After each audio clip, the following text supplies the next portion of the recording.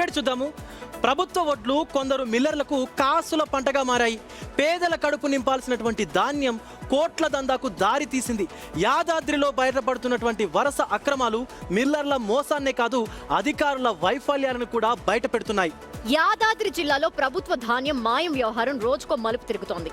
ఓ rice మిల్లో 24.31 కోట్ల రూపాయల విలువైన ధాన్యం మాయమైనట్టు అధికారులు గుర్తించారు. ఆ ధాన్యం డబ్బుతో మిల్లు పేరుతో ప్లాట్లు కొన్నట్టు విచారణలో తేలింది. ప్రతి 15 రోజులకు తనిఖీలు జరగాల్సిన ఉన్నా కూడా చాలా చోట్ల అవి కాగితాలకే పరిమితమయ్యాయన్నటువంటి ఆరోపణలున్నాయి. లెక్కలు చూడకుండా సంతకాలు పెడుతుండడంతో మిల్లర్లు ఇష్టారాజ్యంగా ప్రభుత్వ ధాన్యాన్ని పక్కదారి పట్టిస్తున్నారనేటువంటి విమర్శలు గుట్టుగా వినిపిస్తున్నాయి. ఇప్పటికే పోచంపల్లిలో 12 కోట్లు, గుండాలలో 4 కోట్ల రూపాయల విలువైన ధాన్యం గల్లంతైందని గుర్తించి కేసు కూడా పెట్టారు. ఒకటి తర్వాత ఒకటి బయటపడుతున్న ఈ అక్రమాలతో ప్రభుత్వ ధాన్యాన్ని దోచేది మిల్లర్లా, లేక వారి నిర్లక్ష్యానికి అవకాశం ఇస్తున్న వ్యవస్థ అనే ప్రశ్నలు ఇప్పుడు బలంగా వినిపిస్తున్నాయి. రైట్ దాని అంటే ఇలాంటి సంఘటనలు ఎక్కడ చోటు చేసుకుంటాయంటే ప్రధానంగా రైతుల దగ్గర నుంచి ప్రభుత్వం వడ్లు కొనుగోలు చేస్తుంది. రైట్, ఇప్పుడు మన తెలంగాణ ప్రభుత్వం సన్న వడ్లనే పెట్టమంటుంది, వాటిని కొనుగోలు చేసి మళ్ళీ వాటిని మిల్లింగ్ చేసి ప్రజలకు అందిస్తుంది. రేషన్ కార్డుకు సంబంధించి రేషన్ కార్డు దారులు ఎవరైతే ఉంటారో వాళ్ళకి అందిస్తుంది. కానీ ఇక్కడ ఈ వ్యవస్థ ఏదైతే ఉందో ఈ వ్యవస్థ అనేది మిల్లర్లకు ఒక కాసుల పంటగా మారిపోయింది.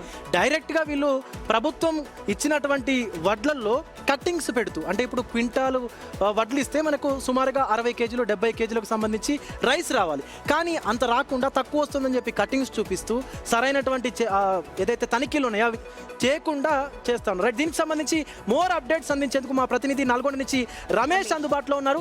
రమేష్, అసలు ఏం జరుగుతోంది? యాదాద్రికి సంబంధించి వారానికి ఒక వార్త బయటకు వస్తోంది మిల్లర్లకు సంబంధించి. ఒక యాదాద్రే కాదు, మొత్తం తెలంగాణ రాష్ట్ర వ్యాప్తంగా సీఎంఆర్ బకాయిలు 30,000 కోట్ల రూపాయల బకాయిలు ఉన్నాయి. మిల్లర్ల నుంచి బకాయిలని ఎలా వసూలు చేయాలని ఇప్పటికే కేబినెట్ సబ్ కమిటీ కూడా వేసింది.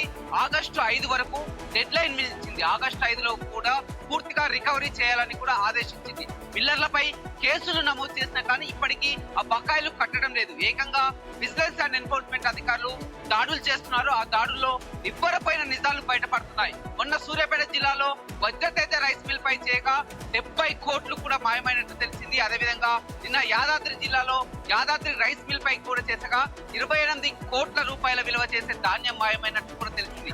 ఇంత తెలిసినా కానీ సివిల్ సప్లై అధికారులు ప్రతి 15 రోజులకు ఒకసారి మిల్లర్లో ధాన్యం ఉందా లేదా అని కూడా చూడాలి. కానీ మామూలు మధ్యలో కూడా అధికారులు పట్టించుకోకపోవడం, ఇదంతా కూడా 100 కోట్ల బకాయిలు. ఒక ఉమ్మడి నల్గొండ జిల్లాలోనే 1800 కోట్ల బకాయిలు ఉన్నాయి. కానీ మిల్లర్లు మాత్రం కోర్టుకు వెళ్ళడం, కేసులైనా కానీ కోర్టుకు వెళ్తాం, బెయిల్ తెచ్చుకుంటాం, తమని ఎలా రికవరీ చేస్తారు ఉన్నారు. కానీ ప్రభుత్వం